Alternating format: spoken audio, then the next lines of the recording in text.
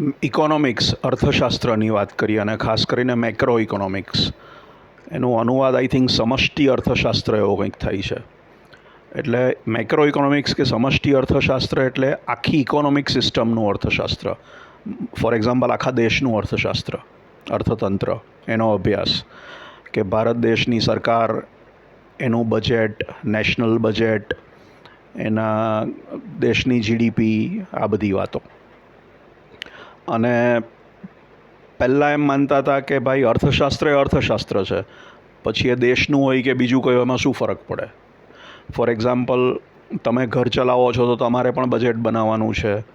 એક બિઝનેસ કે એક કંપની કે એક યુનિટ કે એક પેઢી ચાલે છે એના પણ આવક છે, ખર્ચા છે, બજેટ છે, હિસાબ કિતાબ છે, એનું પણ અર્થશાસ્ત્ર છે. અને બધું અર્થશાસ્ત્ર એ અર્થશાસ્ત્ર જ છે. તો આ જે ઇન્ડિવિજ્યુઅલ લેવલ પર, ઘરના લેવલ પર, હાઉસહોલ્ડ લેવલ પર, ગૃહના લેવલ પર કે ઇન્ડિવિજ્યુઅલ કંપનીના લેવલ પર જે થાય એને માઇક્રો ઇકોનોમિક્સ કહેવાય. અને દેશના લેવલ પર જે થાય એને સમષ્ટિ કે મેક્રો ઇકોનોમિક્સ. પેલું સૂક્ષ્મ છે અને આ મોટું છે, મેક્રો છે એમ કહેવાય. પહેલાં કદાચ એવું માનતા હતા કે આવું કંઈક છે જ નહીં ને બધું સરખું જ છે, પણ એકચ્યુઅલી ઇન્ટરેસ્ટિંગલી બંનેમાં બહુ ફરક છે. અને આ વાત કદાચ હજુ સુધી ઘણા બધા લોકોના ભેજામાં ઉતરી નથી, ઇન્ક્લુડિંગ અર્થશાસ્ત્રીઓ બી નથી સમજ્યા હજુ ઘણા. બહુ હાસ્યાસ્પદ વાત છે આ બધી. થોડા એક્ઝામ્પલથી સમજીએ. તમે ઘર ચલાવો છો, તમે ખર્ચો કરો છો, તો તમે એટલો જ ખર્ચો કરી શકશો જેટલા તમે કમાવો છો. તમારે પૈસા કમાવવા પડે છે, એમને તમને કોઈ પૈસા આપતું નથી. તમારે નોકરી કરવી પડે છે, કામ ધંધો કરવો પડે છે, કોઈને કંઈ વેચવું પડે છે, ત્યારે તમને પૈસા મળે છે. તમે ખર્ચો જેટલું કમાયા એનાથી ઓછા કર્યા તો તમે બચત કરી, અને કાં તો એક્ઝેક્ટલી એટલા જ તમે વાપર્યા, વધારે તમે વાપરી નહીં શકો. વધારે વાપરવા હશે તો દેવું કરવું પડશે, ઉધારી કરવી પડશે. ક્યાં તો કોઈની પાસેથી પહેલાં ઉધાર લેવા પડશે, પછી બેંક હોય કે મિત્ર હોય કે કોઈ પણ, અથવા તો કોઈની પાસેથી ઉધારમાં સામાન લેવો પડશે અને પછી એને પૈસા ચૂકવવા પડશે. પણ ટૂંકમાં પૈસા તો ચૂકવવા પડશે. દેવું જે છે એ ચૂકવવું પડશે જ. વસ્તુનું દેવું છે કે પૈસાનું દેવું છે, ચૂકવવું જ પડશે પૈસાથી કે વસ્તુથી. એમાં કાયદાકીય અને નૈતિક ને બધા જ પ્રકારની તકલીફ છે. પઠાણ તો હોય તો પઠાણ પાસે તો પઠાણ હાડકાં તોડી નાખે, એટલે પૈસા તો આપવા જ પડે તમારે, બીજો કોઈ રસ્તો નથી નોર્મલી. તો જ્યારે સરકારની વાત કરીએ તો સરકાર બી આપણે બજેટ બનાવે છે ત્યારે કહે છે કે ભાઈ સરકાર આટલા કમાયા અને આટલા ખર્ચ્યા. તો સરકાર કમાઈ ક્યાંથી? એ આપણી ટેક્સની આવકમાંથી કમાઈ. કે ભારતના લોકો સરકારને જે ટેક્સ ચૂકવે, ઇન્કમ ટેક્સ ને જીએસટી ને બધું, એ સરકારની આવક થઈ. પછી સરકાર જે સરકારી ખર્ચાઓ કરે એ સરકારનો ખર્ચો થયો. અને એ બેનો જે ડિફરન્સ હોય એમાં જો આવક કરતાં ખર્ચો વધારે હોય તો એને ડેફિસિટ કહેવાય, ફિસ્કલ ડેફિસિટ, ખાધ. અને આ શબ્દ તમે જોશો તો વર્ષોથી આ સરકારો, ઇન્ક્લુડિંગ ભારતની સરકારો, દુનિયાની બધી જ સરકારો ડેફિસિટ વર્ષોથી ચલાવે છે. એટલે ખાધ તો ચાલે જ છે. તો સરકાર શું કરે આ ખાધ પૂરવા? એટલે એ સરકાર ખાધ પૂરવા માટે રિઝર્વ બેંક ઓફ ઇન્ડિયા, જે ભારતની રાષ્ટ્રીય નેશનલ સેન્ટ્રલ બેંક છે, કેન્દ્રીય બેંક, એની પાસેથી પૈસા ઉધાર લે. હવે અહીંયા જ એક મહત્ત્વનો મુદ્દો છે. રિઝર્વ બેંક તો ભારતની જ બેંક છે, ભારતની સરકારની જ બેંક છે. એક રીતે એમ અલગ છે ટેકનિકલી એક પણ ફંડામેન્ટલી ભારત સરકારનો જ એક ભાગ છે, એમ આપણે અમુક રીતે ગણી શકીએ. તો ભારત સરકાર પોતાની પાસેથી જ ઉધાર લે છે, એટલે પોતાના પૈસા ખૂટે છે ત્યારે. એટલે કે મારો ડાબો હાથ મારા જમણા હાથ પાસેથી ઉધાર લે છે, એવો અર્થ થયો. આનો શું મતલબ છે? આ એક મૂર્ખામી પેદા કરવામાં આવી છે અકાઉન્ટન્ટો દ્વારા, કે ભાઈ જેમ આપણે જેમ ઉધાર અને જમાને આવ્યા ત્યાં એવું જ સરકારને પણ લાગુ પડે. એટલે સરકાર ખર્ચો કર્યો છે, સરકાર તો ડેફિસિટ ચલાવે જ છે વર્ષોથી. તમને ખબર હોય તો તમે જોશો કે ડેફિસિટ હોય જ છે. કમાઈ છે એના કરતાં વધારે વાપરે છે, તો વાપરે ક્યાંથી? એટલે એમ કે એણે ઉધાર લીધા. ઉધાર કોની પાસેથી લીધા? તો કે રિઝર્વ બેંક પાસેથી લીધા. રિઝર્વ બેંક તો પોતાની જ બેંક છે, અને નહીં આપ્યા તો શું કરી લેશે રિઝર્વ બેંક? ભારત સરકાર પર કેસ કરશે? એવું કંઈ હોય જ નહીં. તમારા હાથ ટાંટિયા કોઈ પઠાણ તોડી નાખશે, રિઝર્વ બેંક ભારત સરકારના હાથ ટાંટિયા તોડી શકે નહીં. એની તાકાત જ નથી, એને સવાલ જ નથી.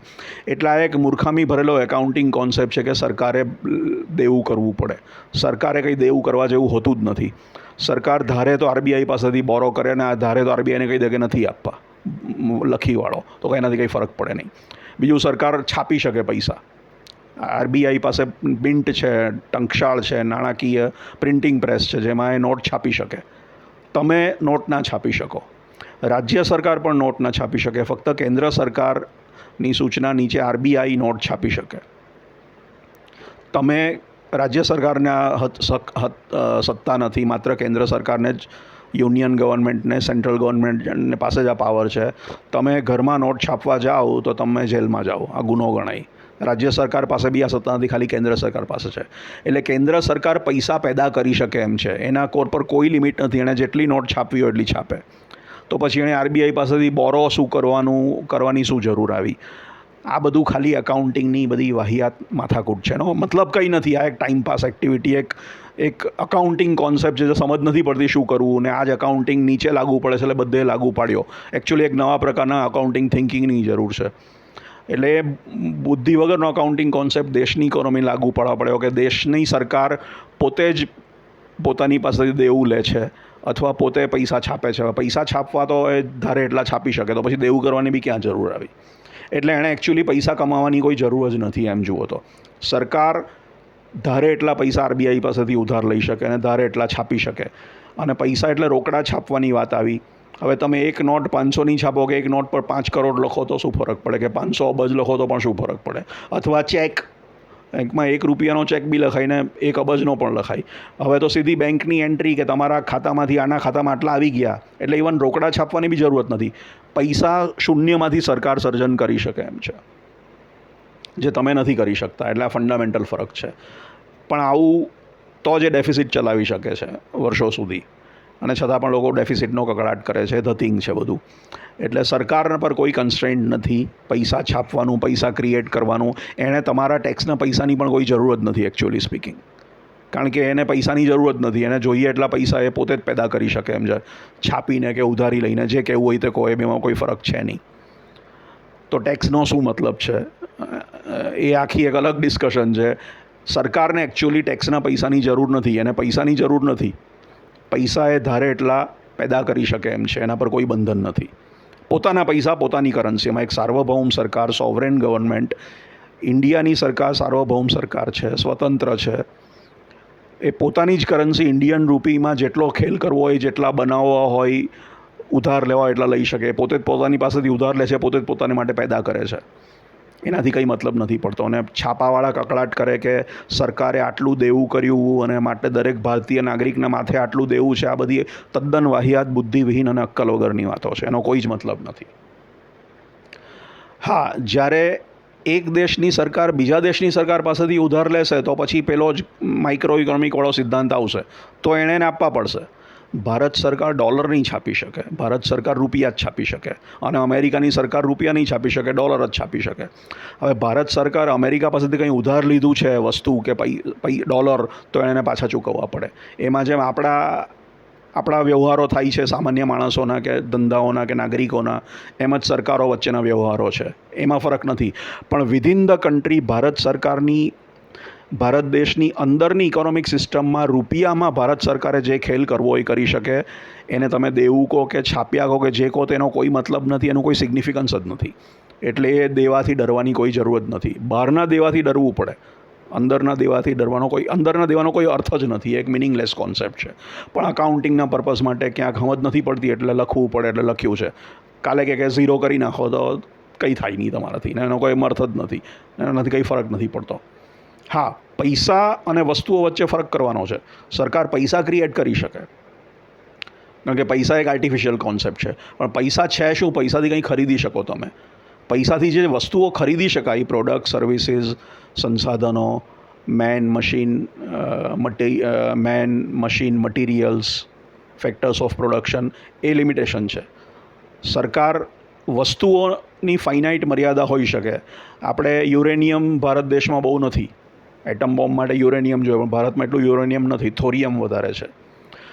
પેટ્રોલ, તો આપણે ત્યાં પેટ્રોલ એટલું નથી થતું, ગમે એટલું એક્સપ્લોર કરો આમ તેમ, પણ આપણે મોટાભાગનું પેટ્રોલ બહારથી લાવવું પડે છે, ઇમ્પોર્ટ કરવું પડે છે, રશિયાથી, સાઉદી અરેબિયાથી, ઓપેક દેશોમાંથી, બધેથી. અમુક પાક આપણે ત્યાં નથી થતા, અમુક પાક બીજે ક્યાંક નથી થતા. કોઈક જગ્યાએથી યુક્રેનમાંથી ઘઉંની આયાત નિકાસ થાય છે, કારણ કે ત્યાં ઘઉં ખૂબ થાય છે, મકાઈ ખૂબ થાય છે. કોઈ દેશમાં મકાઈ થતી જ નથી, તો એને ઉધાર લેવું પડે છે. જાપાન એક એવો દેશ છે જેમાં કોઈ રિસોર્સિસ જ નથી. એટલે નેચરલ રિસોર્સિસ જે છે, જેમ કે ખનિજ તત્વો, તેલ, પેટ્રોલિયમ જે જમીનમાંથી તમે કાઢો છો, અનાજ કેટલું ઉગાડી શકો છો, વસ્તુઓ, માણસો, આ બધાની મર્યાદા છે, અનંત નથી. પણ એને ખરીદવાનો જે પાવરવાળો પૈસા છે એની કોઈ લિમિટ નથી. એ તો ધારો એટલા શૂન્યમાંથી પેદા કરાય. એ બેનો તાત્વિક ફરક સમજવાની જરૂર છે. એમાં ફરક છે. પૈસા, એકચ્યુઅલ પૈસા, આપણે સરકારને લિમિટ નથી. તમને તો એની પણ લિમિટ છે. તમારે તો પૈસા પણ તમે મર્યાદ નથી. તમારે ખરીદવા માટે પૈસા જોઈએ અને પૈસાની પણ તમારી લિમિટ છે. સરકારને ખરીદવા માટે પૈસા જોઈએ, સરકાર પાસે પૈસાની લિમિટ નથી. હા, અવેલેબલ વસ્તુઓ હોવી જોઈએ.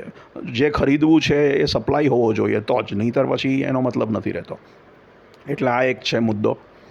આ એક કોન્સેપ્ટ ગ્યોર્ગ ક્નાપ નામના જર્મન અર્થશાસ્ત્રીય વર્ષો પહેલાં આપેલો સ્ટેટ થિયર ઓફ મની કરીને પુસ્તક લખેલું. એના પરથી ચાર્ટાલિઝમ નામનો આઈડિયા આવ્યો કે પૈસાએ સરકારે ક્રિએટ કરેલી એક, એને ફાઇટ કરન્સી કહેવાય. સરકારના હુકમથી, આરબીઆઈએ હુકમથી ક્રિએટ કરેલી એક આર્ટિફિશિયલ વસ્તુ. એટલે પૈસા, સરકારને પૈસાની કંઈ જરૂર નથી જ્યારે તમને જરૂર છે. એને ઉઘરાવવાની જરૂર નથી અને ટેક્સની પણ જરૂર નથી. ટેક્સના અમુક ફાયદા છે, પણ સરકારને ટેક્સ ના મળે તો પણ એ પૈસા ધારે તો હવામાંથી પેદા કરી શકે, આરબીઆઈને કહી શકે, ઉધાર લઈ શકે, છાપી શકે, જે કરવું હોય તે. એટલે આ એક બેઝિક ફરક મેક્રો ને માઇક્રો વચ્ચેનો એ થયો. બીજું, તમારે માટે જે સારું છે સરકાર માટે કે દેશને માટે સારું નથી. ફોર એક્ઝામ્પલ, મંદી છે. મંદીમાં તમે શું કરશો કે ખર્ચા ઘટાડશો. તમે ધંધો કરતા હો ને તમારી આવક ઘટી જાય ને નોકરી જવાનું જોખમ આવે કે કંઈ પણ, ચારે બાજુ ઇકોનોમિક મંદીનો માહોલ છે, નોકરીઓમાંથી છૂટા કરી રહ્યા છે, પ્રોબેબલી ઇન્ફ્લેશન છે કે નહીં, મોંઘવારી છે કે નહીં, અલગ વસ્તુ, પણ ટૂંકમાં આવકનું ટેન્શન છે કે ક્યારે નોકરીમાંથી કાઢી મૂકશે એ નક્કી નથી. પગાર કાં તો ઘટે છે અથવા કાપ પર મુકાઈ છે અથવા સેમ છે અને વધવાનો નથી. અને બિઝનેસને આવક, નફો થતો ઘટી ગયો. આને આપણે મંદી કહીએ. કમાણી જ્યારે ઘટી જાય ત્યારે. કમાણી ઘટે તો તમે શું કરો? તમારી પાસે એક જ રસ્તો છે, ખર્ચો ઘટાડો. કારણ કે તમે કમાઈ નથી શકતા એટલે તમારે ખર્ચો ઘટાડવો પડે. એટલે તમારે માટે આ જ સારું છે, બીજો કોઈ ઓપ્શન જ નથી. એટલે દરેક માણસ ખર્ચો ઘટાડશે. દરેક માણસ ખર્ચો ઘટાડશે, દરેક બિઝનેસ ખર્ચો ઘટાડશે, દરેક હાઉસહોલ્ડ ખર્ચો ઘટાડશે. એટલે થશે શું? માંગ ઘટી જશે દેશમાં, ડિમાન્ડ ઘટી જશે, ઇફેક્ટિવ ડિમાન્ડ ઘટી જશે દેશમાં. એટલે મંદી વધશે. કારણ કે ડિમાન્ડ જ નહીં થાય તો પાછી મંદી વધશે. કારણ કે ફેક્ટરીઓ છે, માલ બનાવી શકે એમ છે, પણ માલ ખરીદનાર કોઈ નથી. તો એ માલ નહીં બનાવે એટલે ફેક્ટરીને બંધ કરી દેશે, ઓછી શિફ્ટ કરી નાખશે, 3ની 2 કે 1 કરી નાખશે અથવા બંધ કરી દેશે. કારીગરોને છૂટા કરી દેશે કે પગાર કાપી નાખશે કે એ કરી નાખશે. આ રીતે બધા જ ખર્ચો ઘટાડવા માંડશે. તો કારીગરો બેકાર થઈ જશે, ઘણા બધા લોકોએ તાળા મારવા પડશે, ધંધા બંધ થઈ જશે, કારીગરો બેકાર થઈ જશે. આ બધા ગરીબીમાં ને બેરોજગારીમાં સરી જશે. તો પ્રોબ્લેમ તો વધશે. આમાંથી રિસેશનમાંથી બહાર નહીં અવાય આ રીતે. અને સરકાર પણ આવું જ કરશે. કારણ કે સરકાર એમ જ માને છે કે ભાઈ આ ઇકોનોમિક્સ તો સેમ જ છે, એટલે મારે બી ખર્ચો ઘટાડવો જોઈએ, જેમ દરેક નાગરિક ઘટાડે છે. એટલે સરકાર બી એમ કહેશે કે ભાઈ આપણે કમાતા નથી, આપણને પણ ટેક્સ ઓછો મળે છે, તો જેટલો ટેક્સ મળે છે એટલો જ વાપરો, જેટલો પછેડી એટલી જ સોળ તાણો, પછેડી પ્રમાણે સોળ તાણો. તો સરકાર બી ડેફિસિટ કંટ્રોલ કરશે, ડેફિસિટ નહીં કરે અને એ પણ ખર્ચો, બધા જ ખર્ચો ઘટાડશે, સરકાર બી ખર્ચો ઘટાડશે. તમે બી ખર્ચો નથી કરતા, સરકાર બી ખર્ચો નથી કરતા, એટલે ઇકોનોમીમાં વસ્તુઓની ડિમાન્ડ જ નથી. વસ્તુઓની ડિમાન્ડ નથી એટલે ફેક્ટરીઓની ડિમાન્ડ નથી, એટલે માણસોની ડિમાન્ડ નથી, મશીનરી ડિમાન્ડ નથી, માલની ડિમાન્ડ નથી. બધું ઠંડુ પડી જાય છે. એટલે બેકારી વધતી જાય છે, લોકોની કમાણી ઘટેલી તે હજુ ઘટતી જાય છે, બેરોજગારી, ગરીબી આ બધું વધતું જાય છે. અને મંદીમાં તમે વધારે ઊંડા ઘૂસો છો, બહાર નથી આવતા. આ પ્રોબ્લેમ છે. એટલે તમે તમારી એટલે ત્યારે જ્હોન મેનાર્ડ કેઇન્સ, જેને મેક્રો ઇકોનોમિક્સ, સમષ્ટિ અર્થશાસ્ત્રના પિતા કહેવાય, એ આવ્યા. આ બહુ વર્ષો પહેલાંની વાત છે. આ પણ ગ્રેટ ડિપ્રેશન 1920-30ની આસપાસ અને વર્લ્ડ વોર ને એ બધા દરમિયાન જ્હોન મેનાર્ડ કેઇન્સની થિયરી, એમણે પુસ્તકો લખ્યા અને એમણે પોતાની થિયરી, મેક્રો ઇકોનોમિક્સની થિયરીને બધું આપ્યું. અને એમણે કીધું કે મંદી આવે ત્યારે સરકારે ખર્ચો કરવાનો છે, ઘટાડવાનો નથી, કરકસર નથી કરવાની. ઇન્ડિવિજ્યુઅલ બિઝનેસ કે હાઉસહોલ્ડ જે કરે તે કરે, કારણ કે એના લિમિટેશન છે. તમને લિમિટેશન લાગુ નથી પડતા. તમે તો પૈસા ક્રિએટ કરી શકો છો, તમે પૈસા છાપી શકો છો, ઉધાર લઈ શકો છો. તમારી કેન્દ્રીય બેંક, તમારા કેસમાં આરબીઆઈ, ઇંગ્લેન્ડના કેસમાં એની સેન્ટ્રલ બેંક, અમેરિકાના કેસમાં ફેડરલ રિઝર્વ, દરેક સરકાર પોતપોતાની બેંક પાસેથી ઉધાર લે કે છાપે અને વાપરે પૈસા. મંદી હોય છતાં પણ સરકાર પૈસા વાપરે, કારણ કે સરકારને પૈસા પેદા કરવામાં કોઈ પ્રોબ્લેમ નથી નડતો જે સામાન્ય માણસને નડે છે. સરકાર પૈસા વાપરવા માટેના પ્રોજેક્ટ શોધે. કંઈ નહીં હોય તો છેલ્લે મજૂરોને કહે કે ખાડો ખોદો, ખાડો ખોદવા માટે પૈસા આપો, અને ખાડો ખોદવાની જરૂર નહોતી તો કે ભરી દો અને ભરી દેવાના પૈસા આપો. બેઝિકલી કામ મફત પૈસા આપવા નથી, એટલે કંઈ કામ કરાવવું પડે. કામ સમજ નથી પડતી શું કામ કરાવું, તો આવું કંઈ કરાવો છેલ્લે, અને એમને પૈસા આપો એટલે મજૂરોને કંઈક મહેનત કરશે, એના પૈસા મળશે, એટલે મજૂરો પોતાની જીવન જરૂરિયાતનો ખર્ચો કરશે, એટલે એટલી વસ્તુની ડિમાન્ડ વધશે, કારણ કે મજૂરને પેટ ભરવાનું છે, કપડાં જોઈએ છે, એટલે થોડું ઘણું ઉત્પાદન વધશે. મજૂર કોઈને પૈસા આપશે, એ પૈસા પાછો પેલો પોતાના ખર્ચ માટે કરશે, એટલે બધું સર્ક્યુલેટ થવા માંડશે પૈસા. આજે હું કોઈ વસ્તુ ખરીદવા માટે તમને પૈસા આપું છું, એ જ પૈસા પછી તમે ઇન્ટર્ન પાછા તમે વાપરો છો, એટલે ઇકોનોમીમાં પૈસા ફરવા માંડે છે. પૈસા નાશ પામતા નથી, તો સર્ક્યુલેટ થાય છે અલગ અલગ રૂટમાં. અને જેટલા એ ટ્રાન્ઝેક્શન થાય છે એટલું ઇકોનોમિક એક્ટિવિટી વધતી જાય છે, સ્પાર્ક થતા જાય છે, અને જીડીપી વધે છે, પ્રોડક્શન સર્વિસીસ વધે છે, ડિમાન્ડ વધે છે, કારણ કે બધા પાસે પૈસા ફરતા થઈ જાય છે, એટલે દરેકના હાથમાં પૈસા હોય એટલે ડિમાન્ડ વધે છે. ડિમાન્ડ વધે છે એટલે બેરોજગાર ઘટે છે, અને આ રીતે ઇકોનોમિક એક્ટિવિટી પિકઅપ થાય છે, ફેક્ટરીઓ ચાલવા માંડે છે, માણસોની જરૂર પડે છે, આ તે, અને મંદીમાંથી તમે બહાર આવો છો. એટલે જો સરકાર તમારી જેમ કરવા જઈને ખર્ચો ઘટાડે મંદીમાં, તો કદી તમે મંદીમાંથી બહાર જ નહીં આવો. સરકારે ત્યારે ઊંધું કરવું પડે. તમારે માટે જે સારું છે તે સરકાર માટે, દેશને માટે સારું નથી. એટલે માઇક્રો અને મેક્રોમાં આ બીજો ફરક જે કેઇન્સે સાબિત કર્યું. આ થિયરી પ્રમાણે લોકોએ કામ કર્યું અને મંદીમાંથી તો જ બહાર આવી શક્યા. ત્યારે બાકી પહેલાં એમ જ માનતા હતા કે આપણે બી બચાવવાનું, ને આમાં મંદીમાંથી બહાર જ નહોતા આવી શકાતું. આ કેઇન્સે આ નવો આઈડિયા આપ્યો અને મંદીમાંથી લોકોને બહાર નીકળતા શીખ્યા. એટલે આ ફંડામેન્ટલ ડિફરન્સ છે માઇક્રો અને મેક્રો ઇકોનોમિક્સની વચ્ચે. તમે ઇન્ડિવિજ્યુઅલ લેવલ પર તમારી પાસે નાણાકીય કન્સ્ટ્રેઇન્ટ્સ છે, તમે પૈસા પેદા નથી કરી શકતા, છાપી નથી શકતા. કેન્દ્ર સરકાર જ છાપી શકે, રાજ્ય સરકાર પણ નહીં છાપી શકે, તમે પણ નહીં. તમે છાપો તો જેલમાં જાઓ, એ ગુનો થાય. એટલે સરકારને પૈસાની કોઈ કમી નથી. અને તમારી જેમ સરકાર બચત કરવા માંડે તો પછી સરકારી બી ખર્ચો ઘટે ને તમે બી ખર્ચો ઘટાડો તો મંદી વધે, મંદી તેજી નહીં આવે. એટલે સરકાર તમારી જેમ બિહેવ કરે એ જ ઇકોનોમિક્સ સમજીને તો નહીં. એટલે મેક્રો ઇકોનોમિક્સ જુદું છે, માઇક્રો ઇકોનોમિક્સ જુદું છે. તાત્વિક ફરક આ છે. કેઇન્સે કીધું કે જ્યાં સુધી રિસોર્સિસ બેરોજગાર છે કે અવેલેબલ છે કે અનએમ્પ્લોયડ છે, ત્યાં સુધી ખર્ચો કરવામાં વાંધો નથી. રિસોર્સિસ એટલે માણસો, સાધનો, મશીનરી વગેરે. ફેક્ટરીઓ છે પણ પૂરેપૂરી કેપેસિટીથી કામ નથી કરતી, કારણ કે ડિમાન્ડ નથી. એટલે એક શિફ્ટમાં કે બે શિફ્ટમાં ચાલે છે, કાં તો અડધું ચાલે છે, કાં તો બંધ છે, કાં તો ઓછું ચાલે છે. માણસો છે, અવેલેબલ છે, કામ કરવું છે, પણ કામ નથી એટલે નવરા બેઠા છે. એટલે જ્યારે સંસાધનો નવરા હોય, સંસાધનો એટલે ફેક્ટરીઓ નવરી પડી હોય, પ્રોડક્શન નહીં થતું હોય કારણ કે ડિમાન્ડ નથી, માણસો હોય કામ કરવા અવેલેબલ હોય પણ કામ નથી એટલે નવરા બેઠા છે, માલ પડ્યો હોય, આ બધું પડ્યું હોય, ત્યારે તમે પૈસા વાપરીને આ બધા સાધનોને ઉપયોગમાં લાવો તો વાંધો નથી. કારણ કે સંસાધનો આઇડલ છે, અનએમ્પ્લોયડ છે, અંડર યુટિલાઇઝ છે, અંડર એમ્પ્લોયડ છે. કાં તો બેરોજગાર છે, કાં તો ઓછા વપરાય છે, કાં તો વપરાતા નથી. એવા કેસમાં સંસાધનો હોય તો તમે પૈસા વાપરો, સંસાધનો ખરીદો, એટલે ઉત્પાદન થશે, સંસાધનોને બી બેરોજગારી બી ઘટશે, એ લોકોના પ્રોબ્લેમ સોલ્વ થશે, લેબરના ને બધાના, અને ઉત્પાદન બી વધશે ને બીજાને પ્રોડક્ટ્સ મળશે. એટલે આ કેસમાં સરકારે ખર્ચો કરવામાં કોઈ પ્રોબ્લેમ નથી. એટલે આ ફંડામેન્ટલ ફરક છે જે માઇક્રો અને મેક્રો વચ્ચેનો ફરક છે. હા, બે દેશની સરકાર વચ્ચે ડિફરન્સ આવે છે, એ ત્યારે એ જ સિદ્ધાંત કામ કરે છે. બીજા પાસેથી લીધેલું હોય તો આપવું પડે, પણ ભારત દેશની સરકાર ભારતની અંદર પોતાના રૂપિયામાં જેટલા છાપવા હોય એટલા છાપી શકે. તમે નહીં છાપી શકો એ છાપી શકે. અને બીજું, મંદીમાં તમે બચત તમારે કરવી પડે, સરકારે બચત નહીં કરવાની હોય, એ કરે તો વધારે તકલીફ થાય. એટલે રિસોર્સિસ હોય ત્યાં સુધી વાંધો નથી. એટલે મંદીમાં તમારે બચત કરવાની હોય, સરકારે બચત નહીં કરવાની હોય, સરકારે ખર્ચો કરવો જોઈએ. આ માઇક્રો અને મેક્રોનો ફરક થયો. વસ્તુઓ મહત્ત્વની છે, પૈસા મહત્ત્વના નથી. આપણી પાસે ઓઇલ નથી, વસ્તુઓ મહત્ત્વની છે, પૈસા મહત્ત્વના નથી. આપણી પાસે ઓઇલ નથી, આપણે ઓઇલ લાવવું પડે છે. યુરેનિયમ થોડુંક જ થાય છે, ઘઉં અમુક પાકે છે. એટલે વસ્તુઓની મર્યાદા છે, સંસાધનોની મર્યાદા છે. એને ખરીદવા માટે પૈસા તો હવામાંથી પેદા થઈ શકે. એટલે આ જ્હોન મેનાર્ડ કેઇન્સનું થિંકિંગ, જેણે માઇક્રો ઇકોનોમિક્સ સમષ્ટિ અર્થશાસ્ત્રને જન્મ આપ્યો, એ માઇક્રો ઇકોનોમિક્સથી અલગ છે.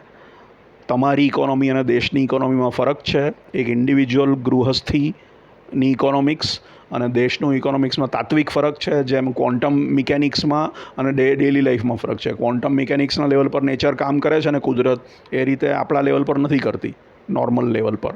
અને કોસ્મિક લેવલ પર રિલેટિવિટીના પ્રિન્સિપલ ચાલે છે આઇન્સ્ટાઇનના, જે પાછા આપણા લેવલ પર નથી ચાલતા. એટલે બહુ મોટા લેવલ પર અને બહુ વચ્ચેના લેવલ અને નાના લેવલ પર અલગ અલગ પ્રિન્સિપલ્સ છે. તો ઇકોનોમિક્સમાં પણ માઇક્રો અને મેક્રોમાં બે ફંડામેન્ટલ આ ફરક છે. તમારે માટે સારું એ દેશને માટે સારું નહીં. તમે બચત કરો, તમારે માટે સારું. દેશમાં બધા બચત કરવા માંડે, સરકાર બી બચત કરવા માંડે તો મંદી આવે, કારણ કે ડિમાન્ડ ઘટે. અને સરકારને પૈસાની જરૂર નથી. સરકાર પૈસા ક્રિએટ કરી શકે, તમે નહીં કરી શકો. એ સાર્વભૌમ સરકાર છે. પોતાની કરન્સીમાં એ જેટલા બી પૈસા ક્રિએટ કરવા હોય તો કરી શકે, કે બોરો કરે, જે હોય તે. આ ફંડામેન્ટલ ફરક અર્થશાસ્ત્રીઓ પણ નથી સમજ્યા હજુ સુધી. એ ઇન્ટરેસ્ટિંગ વાત છે. આપણે આ ચર્ચા કન્ટિન્યુ કરશું. Thank you.